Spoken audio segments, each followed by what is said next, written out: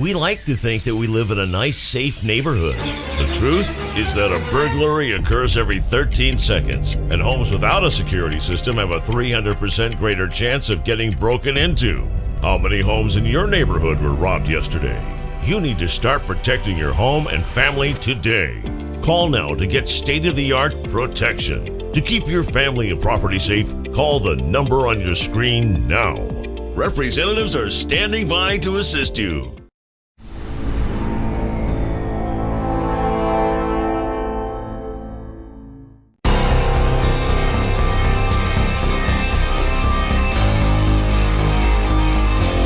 The Turnpike Sports Book Report.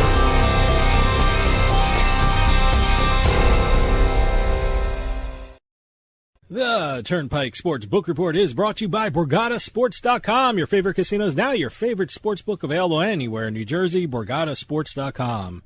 Sign up at BorgataSports.com using our promo code PIKE, that's P-I-K-E, and you get a risk-free bet up to $300 and 20 bonus dollars at BorgataCasino.com. Must be 21 years or older and in New Jersey to place a bet. Terms and conditions apply. Gambling problem? Call 1-800-GAMBLER. Okay, in this week's book report, we've got a whole bunch of numbers to report. We've got a couple legislative updates as well in a couple different states. We have a bunch of deals to talk about. One massive deal that just came out recently between DraftKings and the UFC. Yeah, I just saw that. We'll talk about that in a little bit. Let's start off what we always do with the sports betting numbers reported in a couple states. These are for the month of January. Welcome to the sports betting industry, Virginia.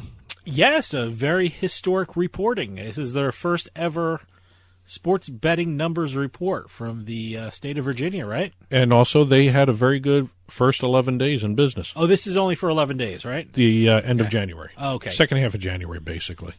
Virginia Lottery, which runs the sports betting industry in the state of Virginia, or the Commonwealth of Virginia, I should say, reported that the handle for the month of January, their very first handle, was $58.896 million. For 11 days, that's very good. Yep, and very also with good. only a couple books. Yeah, They only have about 5 books running. It's only going to get better.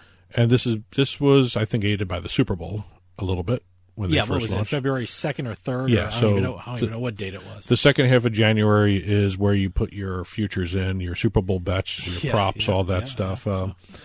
The bettors won $55.39 million for a combined 6.8% win percentage for the books themselves.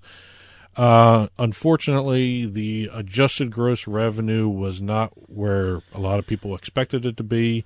They had a negative $3.235 million net revenue, and that's the adjusted revenue. That's where you take the overall amount of revenue that the books brought in from that 6% hold, and you take a look at getting rid of the promos, all the other stuff. There's about $6 million in promos that they took out of that number because 58.8 minus 55 is about $3 million.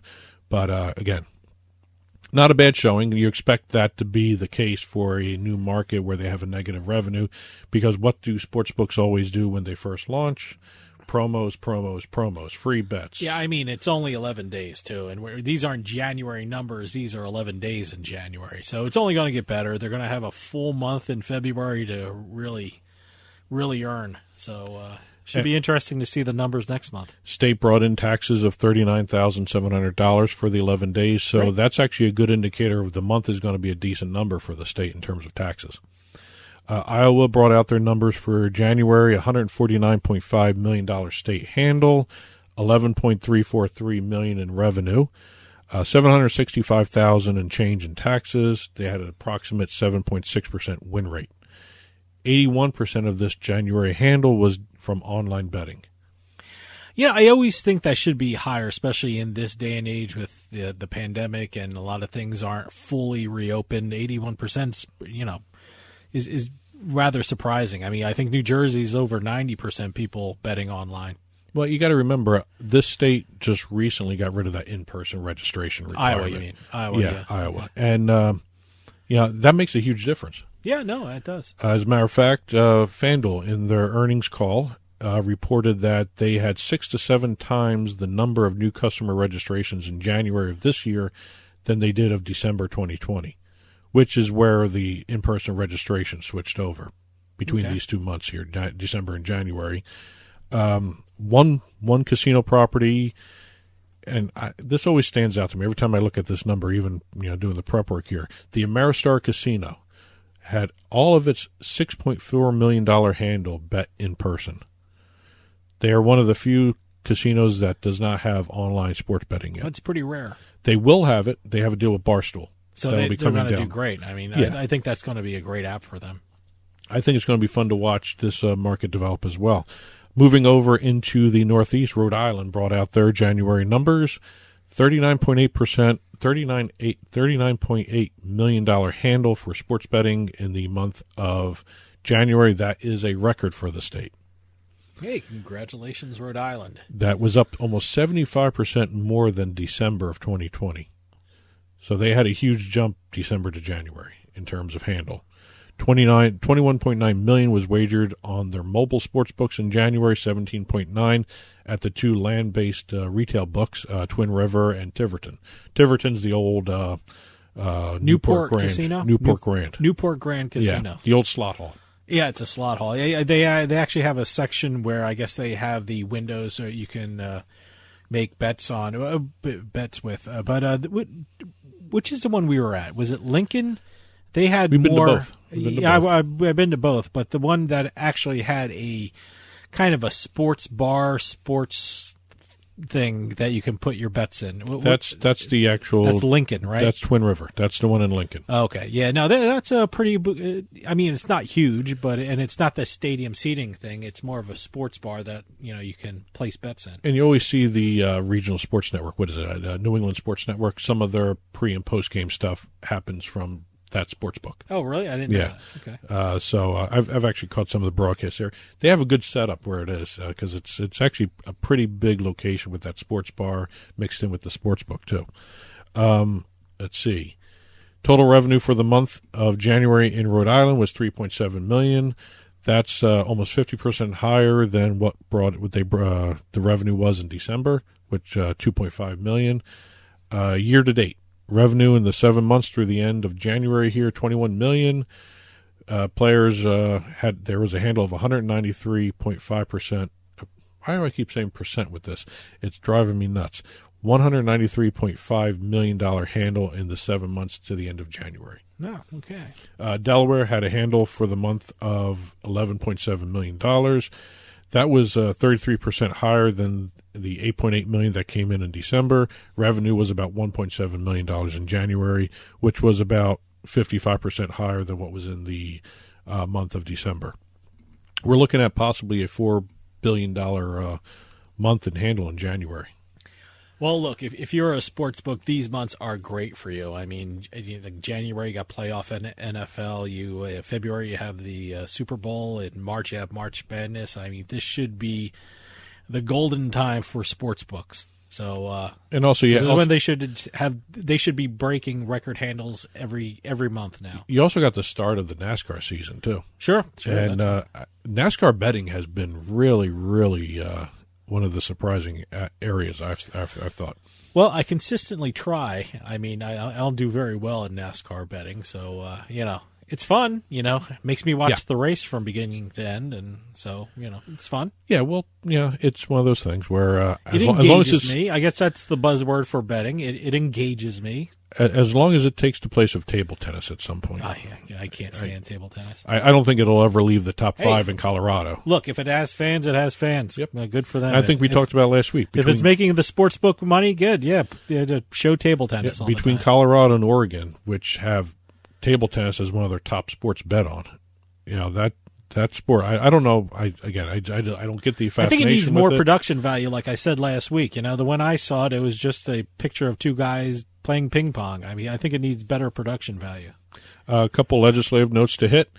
New Hampshire, we just talked about them in relation to Rhode Island and some of the other New England states. They have a bill in the House going forward to remove the 10 license cap for retail sports betting locations.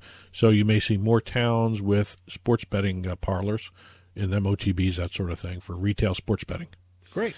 They also this bill would allow in-game wagering. This is something I'm shocked at. I mean, in-game betting is something that I thought everyone had. I can't believe New Hampshire doesn't have in-game betting, which means when the game is going on and the lines are changing and the totals are changing, you can place a bet while the game is going on. I didn't know New Hampshire did not have that. I'm shocked.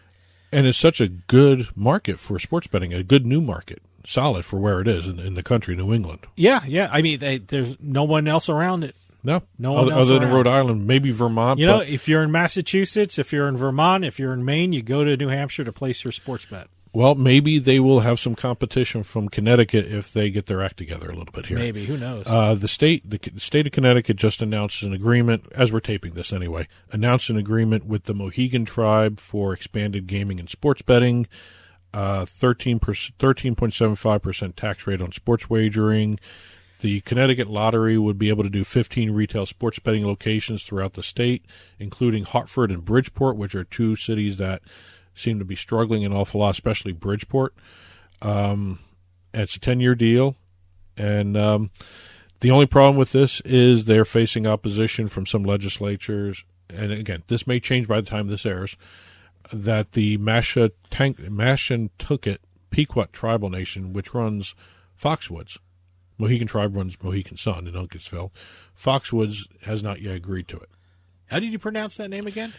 Mashantucket. Mashantucket. Okay. He said Mashantucket. Mashantucket? Mashantucket. Well, maybe that's the New Jersey pronunciation of that tribe. But that's they haven't agreed to it. They may agree to it by the time this airs or something similar. Virginia has legislation on the books now that will allow the state's 5 yet-to-be-built casinos to have sports betting and not count against the cap of sports betting licenses that are currently on the books. Oh, that's big. And last but not least, we had two guys in Massachusetts, two legislators in Massachusetts, introduce a bill that would give sports betting to bars and restaurants. Which is going to go nowhere. And I don't even know why they introduced it, but they had to, I guess, But for their constituents. They get their names on the news. Yeah. That would join the other, 14, 15 bills Yeah. in Massachusetts. Now, we're going to move over to the deals. We had one huge deal to talk about. DraftKings has become the UFC's first official exclusive sportsbook and daily fantasy partner in the U.S. and Canada. They are also they were named the presenting partner of the UFC Fight Clock, which is their new timekeeping system for the fight nights. Before I comment on it, I would guess I would have to take a look at it because I don't know what technology goes into a clock or how original it is. I mean, if their name is just on it, okay, DraftKings Clock. Well, it's the UFC Fight Clock. Well, yeah, I know, but what kind of technology is going to I pulled some make of the a clock language. better? I pulled some of the language from the press release. And Yeah, tell me about the clock. Again, they use a lot of big words to not say what it really is. The UFC Fight Clock uses state-of-the-art technology, including the most flexible, high-definition screens in the world, to provide fighters and fans with the most accurate timekeeping system in combat sports. So obviously, these are screens that are going to be in some of the corners of the octagons. All right, yeah, great. And they're going to be able to keep time more I'd be accurately. interested when I'm watching it what difference I would see in the DraftKings new clock as opposed to the old clock that wasn't sponsored by DraftKings. But I'm very interested in taking a look at it. Well, I guess if you're an MMA fan, the clock may not be in the right spot for everybody watching the fight. Okay, all right. And I guess that's what they've been trying to do, and come up with a way to, I guess, synchronize 4 different clocks. That's why I'm excited about looking at it. So. Regarding the sportsbook side and the fantasy sports side, UFC is going to be doing a free-to-play game, UFC Pool, with $10,000 in prizes. They're going to be available for fans to enter and compete nationwide. They'll also be having special promo bets, parlay bets, profit boost for DraftKings customers for UFC fights. You're going to see DraftKings branding everywhere on UFC locations and apps and everything. You're going to see UFC branding on the DraftKings site. And also you're going to see DraftKings odds integrated into the broadcast for UFC on their wherever they're broadcasting from, as well as on the UFC Fight Pass. It's actually kind of a wide-ranging deal here. It's probably one of the more complete deals I've seen, where it's everything. Yeah, no, it seems like it's pretty comprehensive. And I don't know if they're going to be the only ones. I mean, every time I see an exclusive sportsbook deal, there's always another sportsbook that comes along and does a deal. Well, that's what I'm curious about. Does that mean I can't use any other sportsbook to bet on the UFC, or how is that going to shake out? I guess we're going to have to find out. This may be the only official book where you're going to see UFC branding everywhere. Okay. All right. Because that's part of the deal where they get the branding rights. Okay. Again, I don't know how far-ranging the rights deal goes, whether names and likenesses of the fighters are going to be used, but at least they're going to have the UFC branding everywhere for it. That's a big deal for DraftKings. Congratulations. That's a big deal for both sides. Oh, absolutely. BetMGM did a deal with the Borussia Dortmund German Champions Soccer Club. They are the first U.S. partner of a German soccer team. It's cross-promotional. They're going to be able to use player imagery and team logos, as well as additional team assets for marketing applications. So they actually have likenesses involved in this. Oh, okay. This deal. That's where my question for the DraftKings thing came Are they going to be all over the soccer jerseys like... I don't know if Germany has that ban, because some countries over there have the bans now where they don't put the names of the books on the... I'd be very curious. They'll probably be around the ring of the stadium, but they're I'm curious to see if they have jerseys. There's also going to be BetMGM branded content on the club's English language social media channel, Black Yellow. Black Yellow. That's their nickname, I guess. I'm assuming that's the color of the teams? Yes. Okay, black and yellow. When you think of Borussia Dortmund, think Bumblebee. Black and yellow. Buffalo Wild Wings is now a vendor in Tennessee for sports betting. Okay. I don't know what that means, but okay. You go into Buffalo Wild Wings in Tennessee, you're going to be able to see a BetMGM odds and statistics being flashed all over the screens. Okay. Because Buffalo Wild Wings does have a national deal with BetMGM. Okay, that doesn't mean, when you go to Buffalo Wild Wings, sometimes they have that, I don't even know what it is, a tablet that they put on your... The game tablet. You're not going to be able to bet there, right? No, but you will be able to see odds and stuff. You'll see odds and things like that. You have to have your BetMGM app ready to go. Okay. Again, the question comes up whether or not BetMGM will be able to block other sports books in a Buffalo Wild Wings. I don't know. I seriously doubt that, but it'd be interesting to see if they do. Well, there are situations in Nevada where some of the other sports books are blocked on some properties. Oh, okay. So the technology does exist. Whether or not it's going to be in use in Buffalo Wild Wings, I think that'd be kind of unfair, because I think Buffalo Wild Wings want everybody coming into their restaurant. Sure. So, but we'll see. And last but not least, the Oregon Lottery has announced that they are looking at changing platforms for their Oregon scoreboard app for sports betting purposes. Right now it's Intralot and SB Tech, but they are looking at a more SB Tech-based platform. And since SB Tech is owned by DraftKings, you got to think it's going to be a DraftKings monopoly. Just like it is in New Hampshire, it's going to be that way in Oregon at some point. Be interesting to see. And it'll be interesting to see exactly where DraftKings goes, because the only other place like that is DC, which has the one sports betting app run by Intralot. And last but not least, Wynn has done a deal with San Francisco-based sports podcast platform Blue Wire to build a Blue Wire podcast studio on the gaming floor of Wynn Las Vegas to promote their online sports betting and casino app, WynnBet. And that's the end of this week's book report. Again, there's a lot of other stories we didn't hit. Head on over to turnpikesportsradio.com, click on the blog button, and you'll be able to see these stories that we did talk about and the stories that we didn't have time to hit on the blog in print form. So that's all I got for this week on the book report. And that'll do it for us this week. We'll see you next time on the Turnpike.